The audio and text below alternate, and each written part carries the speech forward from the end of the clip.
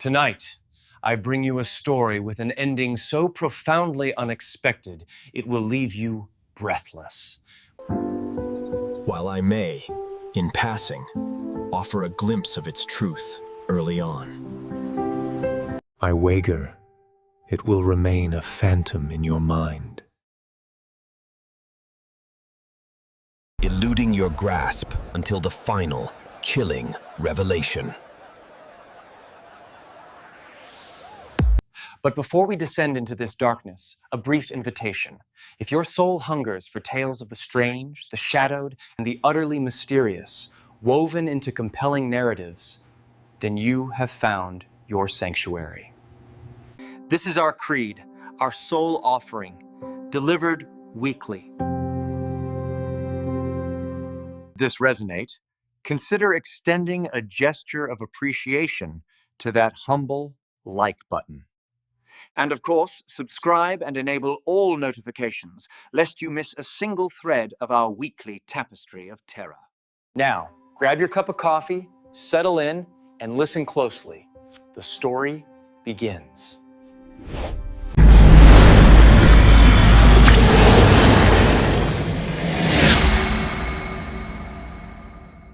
The death of the Bélanger sisters, a shadow that refused to fade. It was the early evening of June 12th, 2012. When Noémie Bélanger, a vibrant 25-year-old, pushed open the door to her hotel room, the air of Phi Phi Island, which is a major tourist destination in Thailand, hung thick and humid around her. She held the door for her younger sister Audrey, just 20, who navigated the threshold, expertly maneuvering their collection of suitcases. These two sisters, both college students from Quebec, Canada, were embarking on a month-long odyssey, a celebratory escape from the rigors of academia. 3 weeks had already vanished amidst the bustling vibrancy of Vietnam, and now Thailand beckoned, a temporary haven before their eventual return to the familiar embrace of Quebec. But for Noémie, the weight of their journey was pressing down. Weeks of ceaseless travel had taken them toll, and she felt a profound weariness settle in her bones. All she wanted was the soft embrace of a bed. Before giving in to sleep, she quickly checked the sheets and made sure everything was in order. The bed, to her relief, was immaculate. The room a sanctuary of cool air conditioning. She collapsed onto the pristine linens, exhaling into the quiet hum of the air. Audrey, too, must have felt the lingering fatigue of their adventures, yet her spirit was unyielding. Instead of succumbing to the lure of the bed, she disappeared into the bathroom, already preparing for the night's escapades. Noémie understood. Back in Vietnam, fate had intertwined their paths with two charming Brazilian men. A spark had ignited. A nascent connection forged amidst distant landscapes. In a twist of serendipity, or perhaps carefully orchestrated coincidence, their itineraries had aligned. The Brazilian duo was also bound for Thailand. What began as a fleeting farewell transformed into a renewed promise of continued revelry. Tonight they were to meet on the beach beneath the Thai stars, to dance and drink the night away. Noémie felt a flicker of anticipation for the evening, yet it was shadowed by a quiet apprehension. While the Brazilian men had proven perfectly pleasant companions in Vietnam, Noémie held a protective instinct for Audrey. 5 years her junior, Audrey seemed, to Noémie's eyes, a touch more naive, perhaps more susceptible to the world's sharper edges. parents, too, had foiled their anxieties about two young women venturing across continents alone, a vulnerability that weighed heavily on Noémie. She had promised to be Audrey's vigilant guardian, a pact Audrey, in turn, had acknowledged with the easy compliance of a younger sister. Unspoken duty now stirred an unease within Noémie. The pace of their connection with these men felt accelerated, the unknowns of the night a growing concern. Lying there, listening to Audrey's preparations, Noémie reached for her phone, a familiar impulse guiding her to call home, to offer her parents the customary reassurance of their safety. For weeks, these regular updates had been her balm, a soothing antidote to parental worry. Nomi wanted her parents to see that she was doing everything she could, to keep her and her sister safe. As her fingers hovered over the dial pad, Audrey emerged, a sudden apparition from the bathroom. "Stop!" she commanded, a playful warning in her voice. Remember, it's the middle of the night back home. You'll wake them, and then comes the interrogation. The questions will pour. Let's spare them. We'll call tomorrow. Tonight's adventures are for us alone. A moment of claret washed over Noami. Audrey was right. The time zones had slipped her mind, and the thought of explaining Tonight's plans brought a wave of unease. With a sigh, Noami lowered her phone. "Everything will be fine," she told herself. "I need to let go." She rose from the bed, joining her sister in the bathroom, and together, they began to prepare for their night out. Buckets of mystery. Later, as twilight surrendered to the deeper hues of night, Noami and Audrey stepped out of their hotel. Drawn by the distant murmur of the beach, and there, bathed in the soft glow emanating from a beachfront bar, stood the two Brazilian men. As the sisters approached, a curious sight greeted them. Each man held a large, brightly colored bucket, the kind a child might use to build sandcastles. A whimsical joke, perhaps. A playful prop. Their curiosity piqued. Drawing closer, the truth of the buckets revealed itself.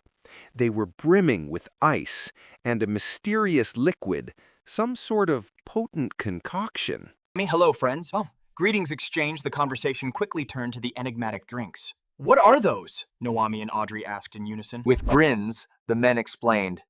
"These are incredible cocktails, unique to this part of the world." Pressed for details, the men merely chuckled, exchanging knowing glances. "Just try it," they urged. "It's really good. It'll make you feel great." Naomi, the more cautious of the two, hesitated. A moment of responsible deliberation. Audrey, ever impetuous, was completely won over. She reached out, seized one of the buckets, and took a long, enthusiastic swig. Noami watched, a flicker of concern crossing her face. "Audrey, wait. We don't even know what this is." But Audrey, after a few more gulps, lowered the bucket, a wide, infectious grin spreading across her face. She handed it back to her companion and then told Noami, "These taste amazing. This is awesome. You have to try it. Loosen up." Collective embrace of the unknown. Noami considered the situation. They had spent time with these men in Vietnam, partied with them, and they had seemed trustworthy. The Brazilians themselves were clearly drinking from these same buckets, and there was no hint of anything sinister. Then she glanced around the bustling beach. To her surprise, nearly everyone held a similar bucket. It wasn't some isolated, questionable custom. It was the norm. If everyone else felt it was safe, if it was simply how things were done here, then it must be okay. Relinquishing her remaining reservations, Noami reached for the other bucket, taking a large, expectant sip. Lost in the rhythm of the night. Hours later, long after the sun had dipped beneath the horizon, Audrey and Noami were lost in the intoxicating rhythm of the night. Still near the beachfront bar, they danced with their Brazilian friends, swept up in the pulsating music of the DJ and the vibrant energy of the crowd. The sisters had drifted apart, each immersed in their own dance with their respective partner, yet close enough to keep an unspoken tab on each other. It was a night of unbridled joy. They had plunged into the cool embrace of the ocean, feasted on local delicacies, and Noami had long since lost count of the mysterious bucket drinks they had all consumed. Their vision blurred, their steps faltered, yet their spirits soared. Noami glanced at Audrey, saw her sister in a similar state of blissful intoxication, as were their companions, buzzed, alive, and utterly carefree. Around 1 a.m., Noami's Brazilian friend leaned in, his voice a low rumble above the music. "Do you want to head back to the hotel together?" "Yes, let's go, but I need to speak to my sister first."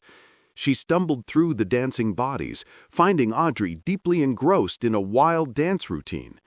Noami touched her arm, and Audrey, all smiles and laughter, spun around. "Hey, we're going back to the hotel now. Do you want to come?" Noami asked. Audrey's smile didn't waver. "No, I want to stay. I'm having too much fun. This is amazing. We're just going to keep dancing. You guys should stay too." No, I really need to go, Noami insisted. Are you sure you want to stay? Yes, we'll stay, Audrey assured her. We'll see you at the hotel soon. It was an unusual separation.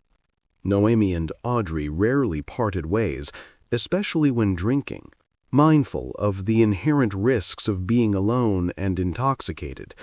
Yet, tonight, it felt different.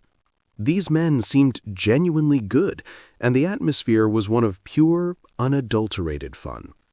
Noemi didn't want to quell her sister's joy, so, with a final wave and a promise to see her soon, Noemi turned and, with her companion, headed back to the hotel. Audrey, still dancing, remained on the beach, bathed in the vibrant lights of the bar. 3 days later, a horrifying discovery.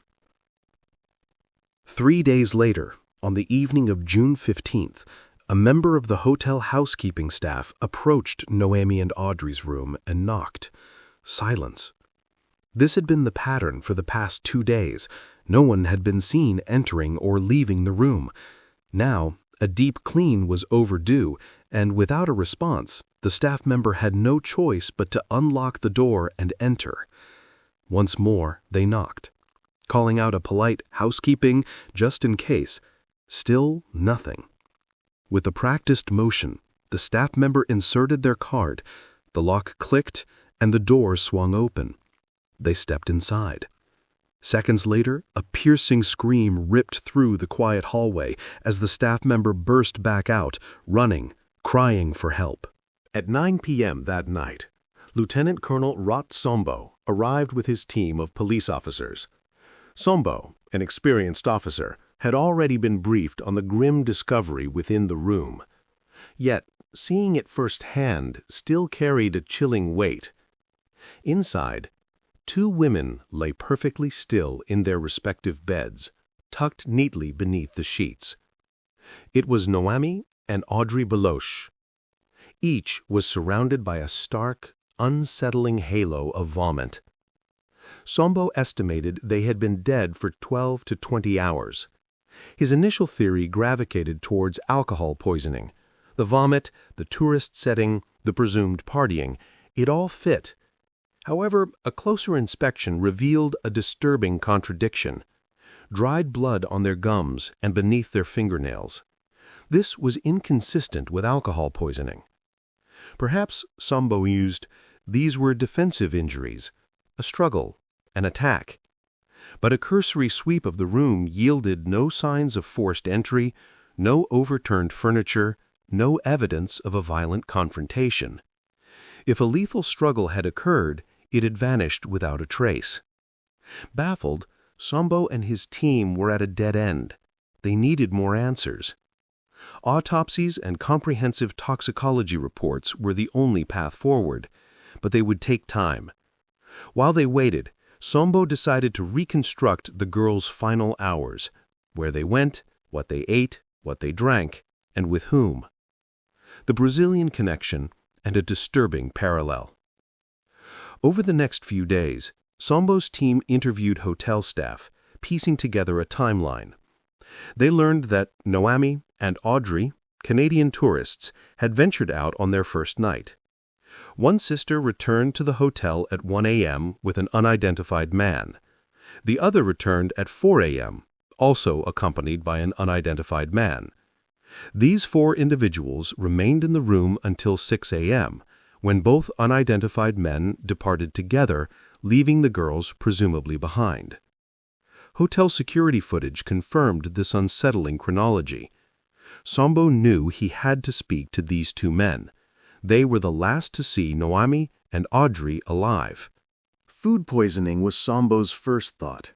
Tourists often indulged in local delicacies, and sometimes the consequences were severe. 2 particular Thai foods were notorious for causing extreme illness: certain types of mushrooms and blowfish, both of which could, in severe cases, prove lethal. But when the autopsy and toxicology reports finally arrived, Sombo's food poisoning theory crumbled. The truth was far more sinister. Those large bucket drinks, the ones shared by the girls and the Brazilian men, were unique to Thailand. They weren't served anywhere else in the world, and for a chilling reason. They were inherently unsafe. While they had inexplicably flourished in Thailand, becoming a local, accepted thing, their ingredients revealed a dark secret. These 4x100s, as they were known, contained no alcohol. Instead, they were a dangerous cocktail of crushed narcotics, cough syrup, Coca-Cola, and, in some cases, pesticide, specifically DEE, the active ingredient in mosquito repellent. The reports confirmed it. Both girls had ingested DEE, a highly toxic chemical. This, Sambo concluded, must be the answer, a DEE poisoning case. But then a new question arose. If these 4x100s were so popular, why weren't tourists dying left and right? It was a dangerous drink, yes, but not regularly fatal. Samba reasoned that whoever mixed this particular batch of 4x100s must have accidentally included far too much DEE. This overdose explained the girls' deaths, and also why the Brazilian men, having consumed the same contaminated mixture, had fallen desperately ill, but ultimately survived, their bodies able to withstand a dose that proved fatal to Nawami and Audrey. 9 days after their deaths, Nawami and Audrey's bodies were repatriated to Canada, accompanied by the Thai police's official finding, accidental DEE poisoning. A family's fury, a government's doubt, but the girls' remains did not go directly home. Instead, they were diverted to a leading coroner in Quebec, René Roussel. By this point, Nawami and Audrey's parents were not only consumed by grief, but by a burning fury. They had learned of their daughters' deaths through the media. Despite the immediate police involvement, the Thai authorities had failed to notify the family, only contacting them after their investigation was complete, presenting their findings with a chilling finality. Your daughters are dead. It was DE poisoning. That's that. Good luck. The parents felt betrayed, their trust shattered. They had spent days desperately trying to reach their daughters, while the police, they realized, had known all along. And the explanation itself felt lazy, almost dismissive. A widely sold beach drink, a fatal accident, the Brazilian men miraculously surviving the same poison. It didn't add up. There were no warnings, no precautions for tourists. It smacked of either gross negligence or worse, a cover-up to protect Thailand's image. They simply could not accept the official narrative. The Canadian government, too, shared their apprehension. The case had exploded across the news, prompting an internal questioning, had this truly been investigated thoroughly enough?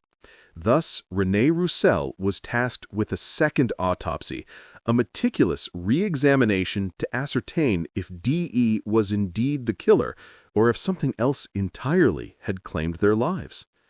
René's examination confirmed the presence of DE in the girls' systems. However, crucially, it was not in lethal quantities. While it confirmed they had consumed the 4x100s, this couldn't have been the cause of death. Yet, René found no other poisonous substances, no alternative explanation, only DE, but not enough. Perplexed, René knew there had to be more. She embarked on an exhaustive, independent investigation, delving deep into the nuances of the case, and what she eventually uncovered horrified everyone, the family, the public, and indeed the world. The invisible killer in the sheets. René Roussel's painstaking research revealed a chilling pattern. Nawami and Audrey were far from the first tourists to die under such mysterious circumstances in Thailand. Between 2009 and 2015, at least 20 tourists had met similar fates. Renee theorized that all these victims, including Noami and Audrey, had been poisoned. But the common denominator wasn't food or drink. It had to be something else entirely, something that damaged blood vessels, accounting for the blood found under fingernails and on gums, yet metabolized so rapidly that it left no trace after death. And Renee's horrifying intuition proved correct. When Noami and Audrey first arrived at their hotel, Noami, the cautious traveler, had immediately checked the bed for bedbugs. It had appeared pristine, and indeed it was. The sheets had recently been treated. But herein lay the true horror. This hotel, and others like it, not just in Thailand but across the globe, were combating bedbugs by spraying the sheets with pesticide, specifically phosphine gas. While highly effective against the pests, phosphine gas is also profoundly toxic to humans. This practice is unequivocally illegal. Based on all the evidence, the chilling truth emerged. Noami, Audrey, and the two Brazilian men had climbed into those poisoned beds on the night they returned. The men had remained there for some time, all four unknowingly exposed to the phosphine gas, which permeated their skin and was inhaled into their lungs. They grew sicker, each breath deepening the unseen contamination. At 6 a.m., the Brazilian men left the room, their bodies saturated with the poison, but not yet to a fatal degree. Over the next 2 days, they would suffer the agonizing, debilitating effects of phosphine gas exposure, precisely as they had told Interpol. But Audrey and Noami never left those beds. They remained there all night, their bodies continually absorbing the insidious poison. Their systems simply could not withstand the relentless assault, and slowly, agonizingly, it killed them. Despite this horrific discovery, despite the blatant illegality and extreme hazard of spraying hotel bedsheets with such a potent pesticide, to this day, no one has been held accountable for the deaths of Noami and Audrey Beloche. Thank you for watching this story. Please let me know your thoughts in the comments below. Remember, we have hundreds of other videos for you to explore. If you're looking for my personal recommendation, I suggest you watch the one right here. Until next time, stay safe.